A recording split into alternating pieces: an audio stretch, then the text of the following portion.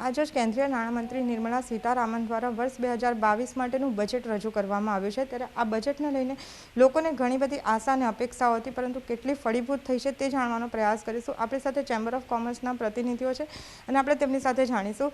સૌથી પહેલાં જે ચેમ્બરના પ્રમુખ છે આશિષભાઈ ગુજરાતી, તેમની સાથે વાત કરીશું. જે આશિષભાઈ, ઓવરઓલ જે બજેટ આવ્યું છે તેને તમે કઈ રીતે જુઓ છો? ઓવરઓલ બજેટ ઘણું સારું છે. ફાઇનાન્સ મિનિસ્ટરે ઇન્ફ્રાસ્ટ્રક્ચર અને ડિજિટાઇઝેશન, મોડર્નાઇઝેશન પર ખૂબ ભાર આપ્યો છે. ખૂબ સારી બાબત એ છે કે પહેલી વખત જે આપણે રિવર લિંકેજની વાત કરી છે, કે રિવર ગ્રીડ જે પહેલાં હતું, તો એની જે અનાઉન્સમેન્ટ કરી છે એનાથી આપણા ખેડૂતોને પણ બહુ ફાયદો થશે અને વોટર ટ્રાન્સપોર્ટનો એક નવો કોન્સેપ્ટ આવશે.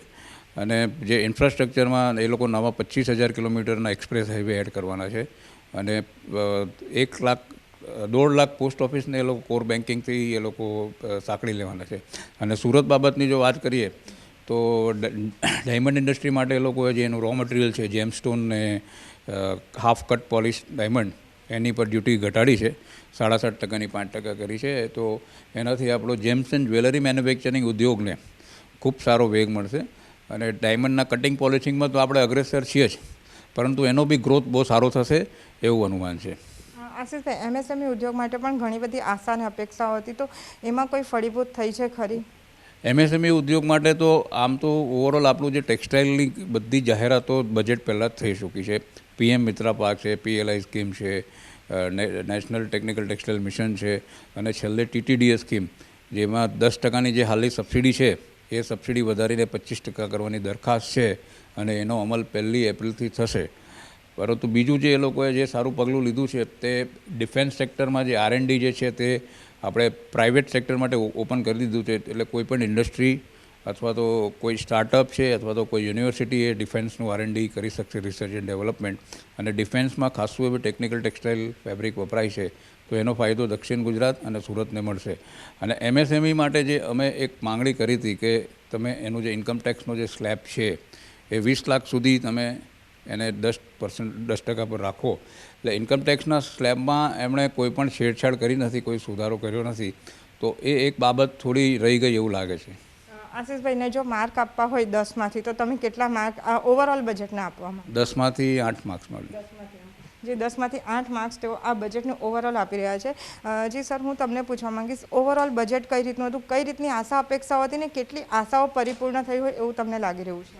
બજેટને છે ને આપણા નાણામંત્રી અને માનનીય વડાપ્રધાને એવી રીતે ઓપ આપ્યો છે કે ભાઈ અહીંયા લોકલ ફોર વોકલ, એટલે કે લોકલ ઇન્ડસ્ટ્રીને જેટલું વધારે મળે એટલા માટે જ એમણે શું છે કે ભાઈ રો મટીરિયલ સ્ક્રેપ સ્ટીલ છે તેના પર એન્ટી ડમ્પિંગ એમણે ઓછી કરી નાખી છે અથવા તો કાઢી નાખી છે.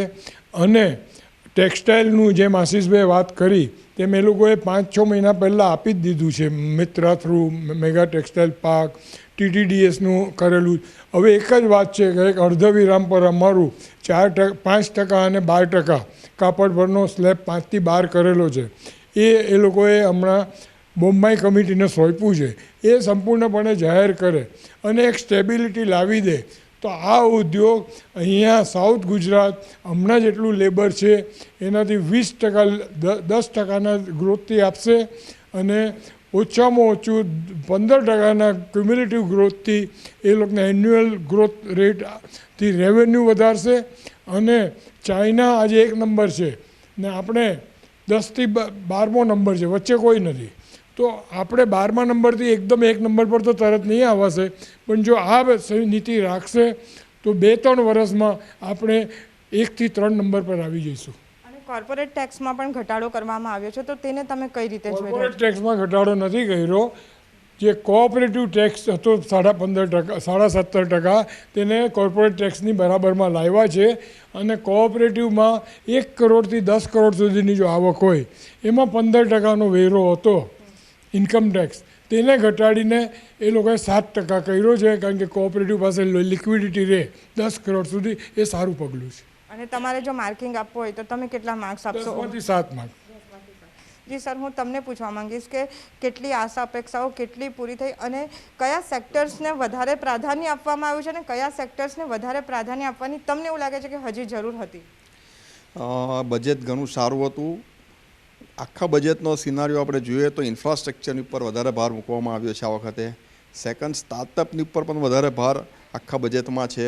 ઇન્ફ્રાસ્ટ્રક્ચરમાં જે 25,000 કિલોમીટરની નવો હાઈવે, લોજિસ્ટિક પાર્ક, એના લીધે કોઈ પણ બિઝનેસ હોય એની અંદર ચોક્કસપણે એ બિઝનેસને ઇનડાયરેક્ટલી ફાયદો થશે.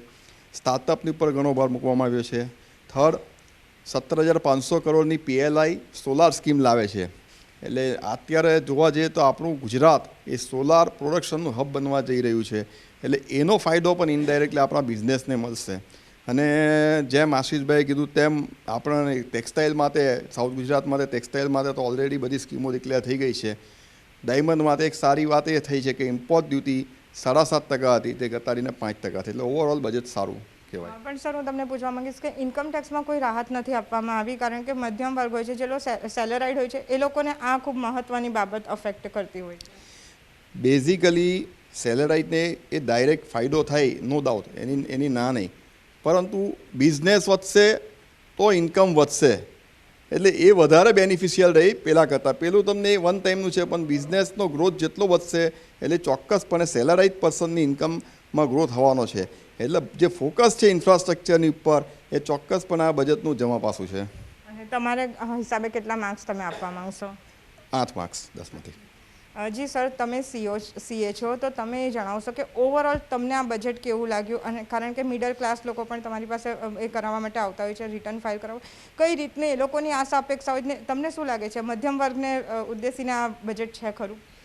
મધ્યમ વર્ગને ઉદ્દેશીને એ રીતનું બજેટ છે કે આ બજેટમાં કશું ખરાબ કરવામાં નથી આવ્યું. એટલે બજેટનો એક મૂળભૂત ઉદ્દેશ ટેક્સ પોલિસીમાં એવો હતો કે ટેક્સની એક સ્ટેબલ પોલિસી જે કન્ટિન્યુ કરવામાં આવે છે એમાં વધારે પડતા છેડછાડ નહીં કરવા. સાથે સાથે ટેક્સ કોમ્પ્લાયન્સીસ જેટલું થાય અને લિટિગેશન્સ ઓછા થાય એ માટેના ભરપૂર પ્રયાસો અને નવીનીકરણ આ ઇન્કમટેક્સ કાયદામાં લાવવામાં આવ્યું છે. જેમ કે એક દાખલો આપું તો ઇન્કમ ટેક્સનું આપણે રેગ્યુલર રિટર્ન ભરીએ, ત્યાં પછી રિવાઇઝ રિટર્નની પ્રથા હતી. હવે અમેન્ડેડ રિટર્નની એક પ્રથા લાવવામાં આવી છે, જેમાં 2 વર્ષનો એક બીજો ગાળો આપવામાં આવ્યો છે કે જેની અંદર તમે કોઈક તમારા ધ્યાનમાં કોઈક આવક બતાવવાની રહી ગઈ હોય તો તમે એમાં સુધારો કરીને અમેન્ડમેન્ટ રિટર્ન ભરી શકો છો. એટલે રિવાઇઝ રિટર્ન પછી પણ એક અમેન્ડમેન્ટ રિટર્નની એક નવી પ્રણાલી ચાલુ કરવામાં આવી છે. સાથે સાથે એ લોકોએ એક સારું કાર્ય એ કર્યું છે કે જે મુદ્દાઓ ઉપર, કાયદાના જે ગૂંચવાડાના મુદ્દાઓ ઉપર ઓલરેડી કોઈ કેસ અપીલમાં હોય હાઈકોર્ટ કે સુપ્રીમ કોર્ટમાં, તો એની ઉપર ફર્ધર અપીલ બીજા કેસોમાં નહીં કરી એના ચુકાદાના રાહ જોઈને ફરી કોઈ આગળની કાર્યવાહી વિચારવી, એવું એક લિટિગેશનને મિનિમાઇઝ કરવાની એક સુંદર પ્રણાલી જે લઈને આવ્યા છે. એટલે એમ કહેવાય તો ઇન્કમ ટેક્સની અંદર આપણે એટલું કહી શકીએ, સ્ટેબલ ટેક્સ પોલિસી અને મિનિમમ લિટિગેશન્સ થાય એ પ્રકારની એ લોકોએ સુધારા વધારા કર્યા છે. સર, બીજું તમને એ પણ પૂછવા માંગીશ, કોઈ નવો વેપારી હોય, નાનો વેપારી હોય, તેને ઉદ્યોગ શરૂ કરવો હોય તો તેને માટે કઈ રીતના આ બજેટમાં? જો ઉદ્યોગમાં એક એવું છે કે ટેક્સ તો એકદમ લિબરલ જ છે આપણે ત્યાં. ઓલરેડી ટેક્સના સ્લેબ 5%, 7.5%, 10% ને જુદા જુદા સ્લેબમાં એ રીતના ટેક્સો છે જ. તે ઉપરાંત નાના ઉદ્યોગકારો જો મેન્યુફેક્ચરિંગ એક્ટિવિટીમાં આવશે અને જો કંપની દ્વારા એ લોકો કોઈ પણ પોતાનો ધંધો ચાલુ કરવા માટે આગળ વધશે તો ઓલરેડી 15% ટેક્સ સ્લેબની જે 115 BADની સ્કીમ છે તેને 1 વર્ષ માટે વધુ એક્સપેન્ડ કરવામાં આવી છે. સાથે સ્ટાર્ટઅપ્સના જેટલા પણ બિઝનેસીસ છે તેના માટે પણ 1 વર્ષનું એક વધારે સમય આપવામાં આવ્યો છે. મારું એવું માનવું છે કે સ્ટાર્ટઅપ એ, કારણ કે આપણો યુવાનોનો દેશ છે, તો યુવાનોના દેશમાં સ્ટાર્ટઅપ અને નવી બિઝનેસો યુવાધન દ્વારા જ ક્રિએટ કરવામાં આવશે ને એન્ટરપ્રિન્યોરશિપ સારા સારા ડેવલપ થાય. તો એના માટે આના માટે હજુ બીજા 5 વર્ષ એક્સટેન્ડ કરે તો વધારે સારું રહે. પણ 1 વર્ષ સારું કર્યું છે એટલે આવતા વર્ષે કદાચ આપણે હજુ વધારે અપેક્ષા રાખી શકશું. અને તમારે જો ઓવરઓલ માર્ક આપવા હોય તો તમે કેટલા માર્ક્સ આપવા માંગશો? બજેટ ઓવરઓલ એક ઇવેન્ટ હતી અને ઇવેન્ટ એક સારી ઇવેન્ટ, જૂની પ્રણાલીને આગળ વધુ ધપાવવા માટેની સારી ઇવેન્ટ છે, તો બજેટને 9 માર્ક આપી શકાશે. Thank you. બિલકુલ. તો આ હતા સુરતના ચેમ્બર ઓફ કોમર્સના પ્રતિનિધિઓ. તેમણે ચેનલ સુરત સાથે વિશેષ વાત કરી અને તેમનું માનવું છે ઓવરઓલ બજેટ જે કહી શકાય કે સારું હતું. દરેક સેક્ટર્સને તમે લોકો ફલીભૂત નથી કરી શકતા, દરેકને સંતોષી નથી શકતા, પણ ઓવરઓલ તેઓ બજેટને સારી રીતે જોઈ રહ્યા છે અને 10માંથી ઓવરઓલ 8 જેટલા માર્કિંગ તેઓ તરફથી આપવામાં આવી રહ્યા છે. કેમેરા પર્સન હેમંત સાથે નિકિતા ચલિયાવાલા, ચેનલ સુરત.